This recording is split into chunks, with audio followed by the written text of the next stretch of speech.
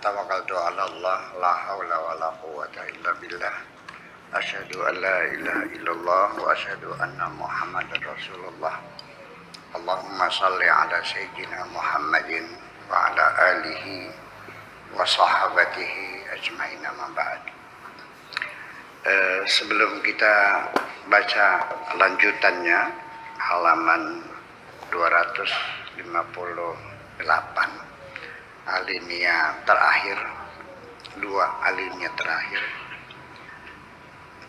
saya ingin merefresh kembali kepada pelajaran yang kemarin, bahwa kita ini dituntut oleh Allah untuk bertawadu, dituntut untuk bertawadu. Tawadu itu apa sih? Tidak sombong, menghormati orang lain, ya, tidak bangga, tidak menyakiti orang lain, ya, rendah hati. Sudah saya katakan bahwa tawadu kita ini seringkali orang tidak sadar. Anda belum tawadu, Anda baru berpura-pura tawadu. Terbukti apa? Ketika tamu yang datang itu engkau lihat lebih rendah dari dirimu, ilmunya lebih rendah, hartanya lebih sedikit, mukanya lebih jelek dari kamu, penghormatanmu berkurang kok. Betul nggak? Tetapi kalau tamunya lebih kaya dari kamu, kamu hormati. Berarti kerendahan hatimu masih berpura-pura. Makanya di sini sabda Rasulullah sangat tepat sekali. Wa man tawadha'a lillah. Jadi tawadu itu bukan merendahkan hati kepada orang lain, tapi untuk Allah. Jadi baru tawadu kita ini sejati apabila diperuntukkan Tuhan kita. Rendah hati kita kepada Allah. Artinya apa? Kita rendah hati itu ketika kita sudah tidak melihat kehebatan siapapun kecuali kehebatan Allah. Ketika kita sudah tidak melihat kedermawanan siapapun kecuali kedermawanan Allah. Kita tidak melihat kebesaran siapapun, hanya kebesaran Allah. Baru tawadhu'mu itu sejati, yang sebenarnya. Itu persoalannya. Dan kemudian rendah hati, menghormati semua orang. Dasarnya apa? Yang kita hormati secara ini adalah dasarnya kepada manusia. Allah menitipkan kepada kita supaya menghormati manusia. Manusia, M-A-N-U-S-I-A, manusia, bukan menus, tapi manusia. Kalau menus ceritanya lain lagi ya.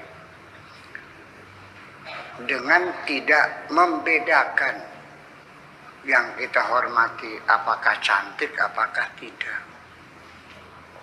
Semuanya kita hormati dengan tidak membedakan apakah orangnya itu kaya atau miskin. Semuanya kita hormati. Yang datang itu orang alim atau orang goblok, semuanya kita hormati. Seorang yang soleh apa taleh, orang yang soleh apa pendosa, semuanya kita hormati.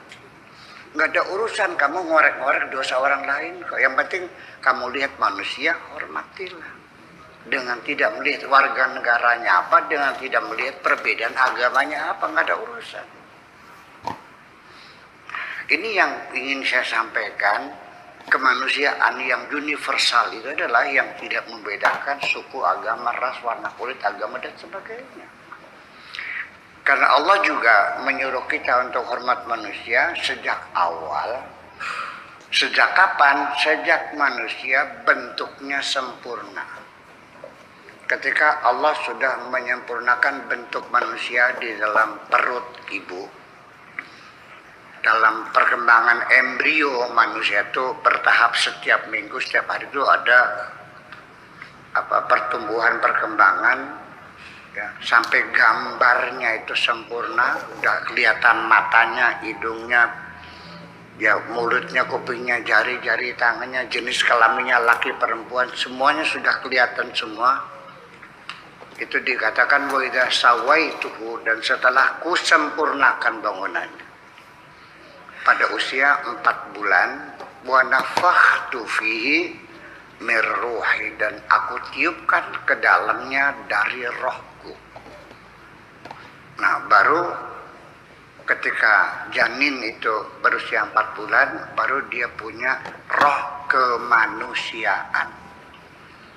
Adapun ketika masih berbentuk zigot, berbentuk embrio, berbentuk sperma, berbentuk ovum, iya memang ada kehidupan. Sperma bergerak enggak?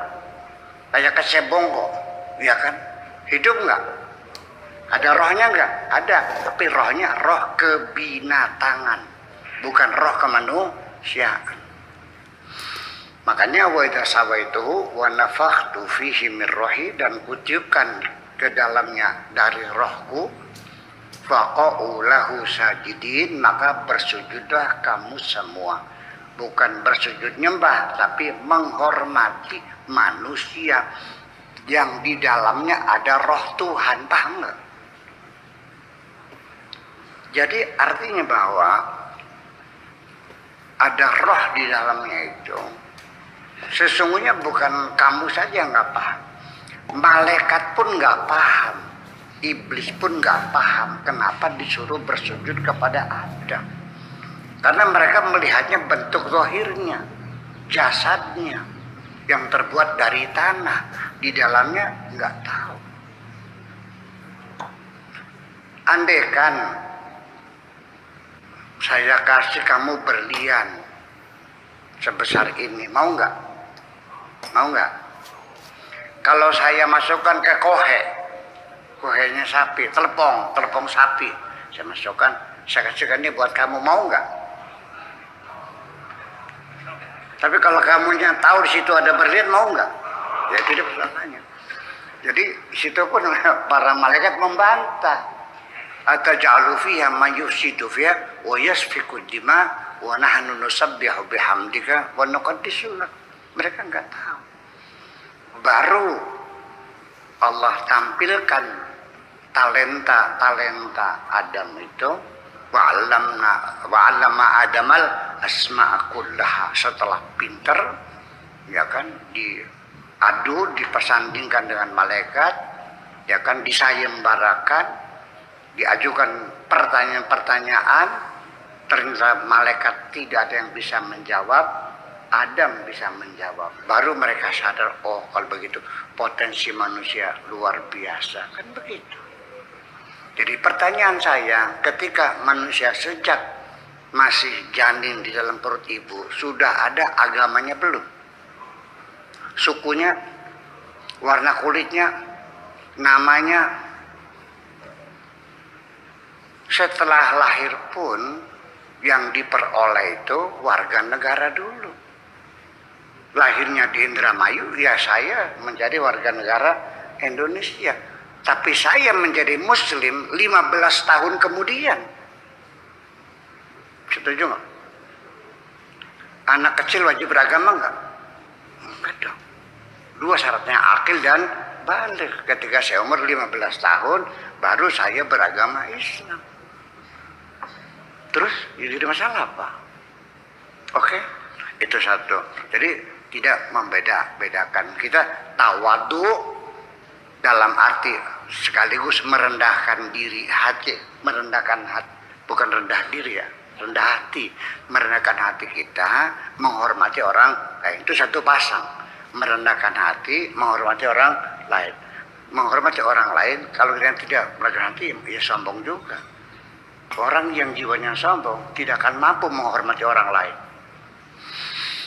Percaya, ketika di hatimu ada kesombongan, bagaimana kau bisa menghormati orang lain? Ada orang lain pakai jam Rolex, Boro-boro kamu nyanyi, aduh jamnya bagus banget kamu nih. Enggak, masih bagus juga jam saya kok. Ada teman datang hafal Quran, ponakan saya juga hafal Quran dari kecil.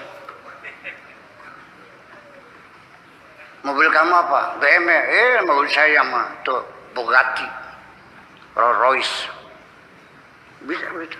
Orang yang sombong sulit menghormati orang lain. Jadi ini satu paket, rendah hati dan menghormati orang lain. Paham nggak? Oke. Tawadhu lillah semacam itu. Akan tetapi muncul di pengajian-pengajian kita, di mimbar-mimbar oleh para ustadz, para mubaligh. Jangan memulai salam kepada orang Nasrani dan Yahudi. Nggak boleh. Assalamualaikum, nggak boleh. Bingung nggak? Bingung nggak? Hadisnya ada di Sahih Muslim. Hadisnya hadis Sahih. La tabda'u al-yahuda wan nasara bisalam. Jangan memulai assalamualaikum. Nggak usah diam aja. Kalau mereka mulai tidak boleh jawab. Kalau jawab, kata mereka, saya juga mendengar sih, saya buka YouTube mereka nih. Jawabnya bukan waalaikumsalam, waalaikum. Nggak udah ada salamnya. Karena mereka tidak selamat, ngapain jawabkan selamat? Gitu alasannya. Nah ini yang menjadi masalah, baru kita bicarakan pakai rasional, pakai otak. Mau ikut hadis ini apa hadis itu? Itu dua ahli yang bertengkar. Oke. Malah hadis itu diteruskan lagi. Wa idza ra'aitum ahadahum fi tariqin, apabila engkau ketemu dengan salah seorang mereka, Yahudi dan Nasrani, di jalan, fattaru, desaklah dia ila adyaqihi, supaya dia lewat jalan yang paling sempit. Ketemu Yahudi, suruh injek comberan sana. Apakah begitu tawadhu itu? Apa betul Nabi nyuruh begitu? Saya nggak tahu. Ini hadisnya ada, Sahih Muslim. Silahkan, ya Anda mau amalkan hadis itu. Ketemu seorang Cina, Nasrani, suruh minggir gitu.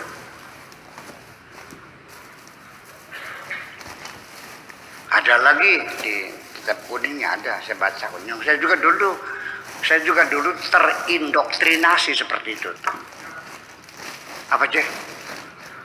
Terindoktrinasi. Waktu itu saya, tapi waktu itu saya sudah berontak, ya masa agama begitu? Masa agama begitu? Cuma ya nggak berani ngelawan, barangkali digebuk soalnya. Jadi artinya bahkan kalaupun dijawab yang lebih panjang boleh, tapi bukan waalaikumsalam, tapi waalaikumsalam. Samtu al-maut, mati. Waalaikumul maut. Jadi kalau ada orang non muslim, assalam sampurasun, jawabnya sampuracun. Gitu. Apakah Tuhanmu seperti itu mengajarkannya? Silakan Anda berpikir, dan saya tidak mau menyalahkan siapapun, karena saya pantang menyalahkan siapapun. Jadi artinya ketika engkau menghormati manusia sebagai manusia, silakan. Tunjukkan kepribadianmu. Betul nggak? Tapi kalau kamu menghinakan manusia yang tidak seagama dengan kamu, silakan. Hati nuranimu yang akan mengatakan, saya tidak akan menyalahkan kamu kok. Percaya nggak? Ya terus gimana? Hadisnya ada, masa saya menyalah? Hadisnya di Sahih Muslim ada. La tabda'u al-yahuda wan nasara bisalam wa idza ra'aitum ahadahum fi tariqin fattaruhu ila adyaqihi. Dalam hal ini seperti itu. Ya, silakan rendah hatilah kepada siapapun. Begini ya, sekalipun pelacur datang ke tempat saya, pasti saya hormati. Nggak ada urusan dengan dosa-dosa pribadi dia. Saya mah lagi melaksanakan perintah Tuhan, hormatilah, saya hormati. Tapi dia pendosa, itu dosa dia, bukan dosa saya. Jadi jangan kita melakukan dosa lebih besar dari dosa dia. Maling motor ketangkap di sini di kecamatan Sukagemiwang nih. Tahu nggak? Dibakar malingnya. Saya mau nanya, berapa dosa maling motor? Berapa dosa menghilangkan nyawa? Mana yang jahat?